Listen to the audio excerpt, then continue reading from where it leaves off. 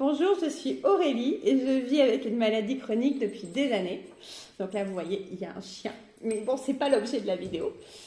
Et c'est une maladie chronique de l'intestin qui s'appelle rectocolite hémorragique, RCH. Et je partage mon expérience dans des vidéos sur différents sujets. Alors, quel est le sujet du jour? Le sujet du jour, c'est les anti-TNF-alpha, aussi appelés, alors j'ai noté Remicade, Infectra, Remsima, Flixabi. Donc voilà les différents noms que peuvent avoir cette molécule. Au menu, qu'est-ce que c'est ces anti-TNF-alpha? Puis rapidement, pourquoi ça fait peur et pourquoi moi j'ai accepté ce traitement. Ensuite, un petit mot sur les contraintes parce qu'il y en a quand même pas mal.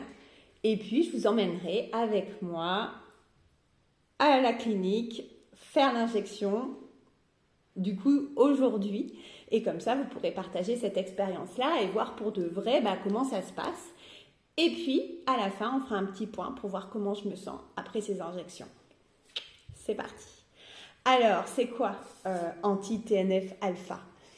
Les TNF-alpha sont des molécules qui sont naturellement produites par l'organisme, par les défenses de l'organisme, plus précisément les lymphocytes, les soldats du corps.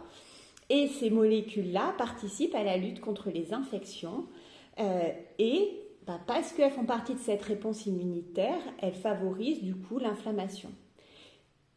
Et encore, dans des maladies comme la mienne, qui sont des maladies inflammatoires, où ces TNF-alpha sont produits du coup en excès et où il y a cette réponse du coup un petit peu super active et cette réponse inflammatoire, il y a eu cette piste de recherche et cette création de traitements sur ces molécules qui vont pouvoir lutter contre les TNF, donc anti-TNF, qui luttent contre les TNF pour avoir une action anti-inflammatoire. Voilà, en gros, pour les traitements, on fera une vidéo un petit peu plus en détail dessus. Pourquoi ça fait peur? Ça fait peur parce que ça a un impact sur les défenses de l'organisme. C'est un traitement qu'on appelle qui ont un effet immunosuppresseur.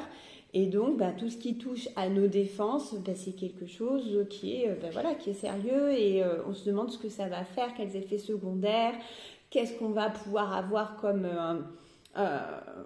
choses qui vont pouvoir nous apporter des problèmes dans notre vie de tous les jours et peut-être des problèmes qui peuvent être plus importants que les bénéfices du traitement. Voilà, donc c'est ce qui fait peur. Alors moi, pour l'instant, je suis qu'à la 3e injection, donc je n'ai pas encore ce recul pour vous dire si j'ai une efficacité, si j'ai des effets secondaires, etc., etc. C'est pour ça que j'attends pour vous en parler et faire une vidéo. En tout cas, pourquoi moi j'ai accepté ce traitement-là?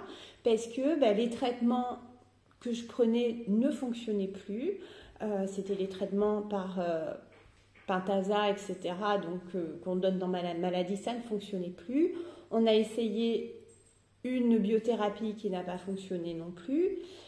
Et du coup, il reste que les corticoïdes. Mais les corticoïdes, c'est compliqué de les avoir sur le temps long. Les médecins cherchent une alternative à ces corticoïdes, d'autant plus que moi, j'ai eu pas mal d'effets secondaires. J'en ai encore, parce que j'en prends encore des corticoïdes. Et ça fait l'objet d'une vidéo que je vous mets en lien en bas, si vous voulez plus d'infos là-dessus. Donc, voilà, il y avait tout ça. Et puis surtout, j'étais hospitalisée. J'avais fait une grosse crise, une grosse poussée. Et c'était impossible pour moi d'avoir une vie normale.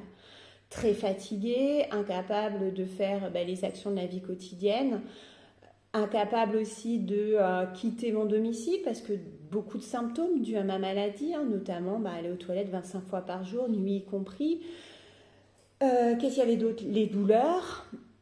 Et voilà, tout ce qui faisait la poussée sévère de la RCH et qui avait un impact majeur sur mon physique, sur mon mental, sur ma vie, sur tout. Et c'était pas possible pour moi de continuer comme ça, j'étais au bout de ma vie. Donc il fallait trouver une solution. Et voilà, quand le médecin m'a proposé ce traitement-là, il y a aussi une relation de confiance avec le médecin. Du coup, j'ai dit, pourquoi pas, on essaye, je vais le suivre, ce traitement-là. Et puis, je croise les doigts pour que ça marche, parce que mon but, c'est de retrouver une vie normale. Ces traitements-là, bien sûr, ont des contraintes. parce que ce n'est pas un traitement qu'on avale par cachet, c'est un traitement qu'on va administrer par voie veineuse, c'est-à-dire par perfusion. Qui dit perfusion dit nécessité d'aller à l'hôpital ou à la clinique. Donc ça fait une contrainte. Moi par exemple, j'ai eu ma première injection, donc la première perfusion quand j'étais hospitalisée. On m'a demandé de revenir 2 semaines après pour une deuxième perfusion. Puis 4 semaines après la deuxième perfusion, donc là c'est aujourd'hui, c'est là où vous allez m'accompagner, voilà, pour recevoir ce traitement-là, donc la troisième injection. Donc voilà, donc ça demande toute une logistique autour de ça. Et puis après, ça va être tous les 2 mois, donc un petit peu plus gérable pour pouvoir aller à l'hôpital, etc. Ça prend combien de temps ? Alors, il faut déjà se rendre à la clinique ou à l'hôpital, ce qui, moi, c'était à 8h30, donc période d'embauche, bouchon, etc., une demi-heure. J'ai de la chance que ce ne soit pas très loin de chez moi, donc ça, c'est super. Donc, une demi-heure, puis la consultation avec le médecin pour faire le point, pour regarder les choses à faire, comment ça va se passer, etc. Changer de service, aller en hôpital de jour, être installé dans la chambre, l'infirmière prépare le traitement, et puis du coup, elle pose la perfusion, elle pose la voie veineuse. L'injection dure 2 heures, alors là, c'est plutôt le temps long. Vous verrez, ça peut être prescrit sur différents temps, c'est le médecin qui choisit ce qui est le plus adapté. Donc moi, pour les 3 premières fois, c'est 2 heures, ils font passer lentement le produit. Et puis, voilà, pour les phases d'entretien, ce sera plus que 1 heure, donc un petit peu plus gérable aussi. Après, il faut le temps de surveillance qui, les premières fois, c'est entre 1 heure et 2 heures. Et puis moi, ce matin, j'ai eu la bonne surprise d'avoir qu'une demi-heure de surveillance parce que tout allait bien. Mais en tout cas, vous voyez, le temps, le matin, les 2 heures, la demi-heure, ça fait grosso modo une demi-journée à bloquer. Alors, c'est pas forcément évident dans sa vie, si elle est très remplie, de disposer de ce temps-là. Et du coup, même si on travaille, du coup, comment on fait ? Est-ce qu'on demande à son employeur ? Est-ce qu'on pose un jour de congé, etc. Ça peut poser plein de questions. Donc, il y a toutes ces contraintes-là. Voilà pour ce qui est de la présentation un peu générale. Donc maintenant, on va aller ensemble à la clinique recevoir ces injections. Donc, tu vas voir comment ça se passe. À tout de suite.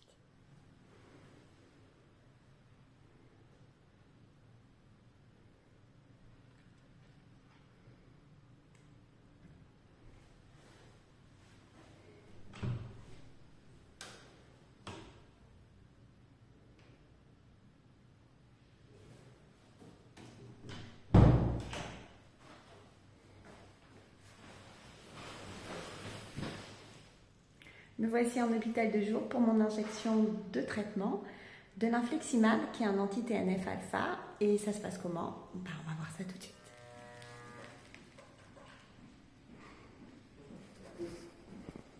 Tout là-haut, le traitement. Donc vous voyez une petite poche avec le traitement qui a été préparé et qui a été mis dans la poche. Une autre poche avec du sérum Phi qui servira après à laver la tubulure. Donc le traitement, vous voyez, descend goutte à goutte dans le petit tube. Il passe dans une machine qui va pouvoir détecter s'il y a des bulles et donc se mettrait à sonner dans ce cas-là. Et qui continue jusqu'où ?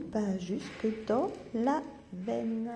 Petite précision pour le patient RCH qui se demande comment je fais si je dois aller aux toilettes vu que la machine est branchée et que les toilettes sont un petit peu plus loin. Dans ce cas-là, pas de souci. Ce qu'il faut faire, c'est débrancher là. La machine va se mettre à sonner 1 fois ou 2. Une fois que c'est débranché, on peut aller aux toilettes. On revient et on rebranche ici. C'est une batterie, donc la machine continue à fonctionner. Pas de souci, vous continuez à être surveillé. Petite précision, pour moi ça a coup de sens, mais histoire d'être bien précis, quand vous allez aux toilettes, vous avez débranché la machine, mais vous emmenez la perf. Elle vous suit partout. Donc vous amenez la perf et vous la ramenez avec vous. Voilà, comme je disais, elle est pourvue de roulettes. La voie veineuse, c'est quelque chose qui est flexible. on peut bouger un petit peu le bras. On ne fait pas n'importe quoi non plus, hein. On ne danse pas la tectonique, mais on peut un petit peu bouger. Et tant mieux, parce qu'on en a pour combien de temps? On en a pour 2 heures.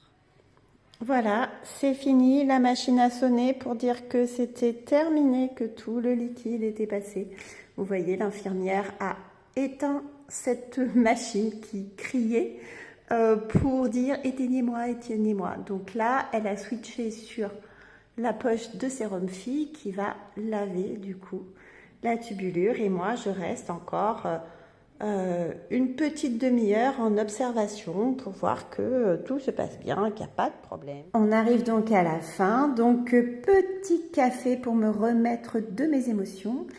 Et meubler cette demi-heure de surveillance pour vérifier, comme je le disais, que je ne fasse pas de réaction allergique. Alors oui, c'est un café, on va me dire c'est pas bien, c'est pas ce qu'il faut, l'hydratation, café.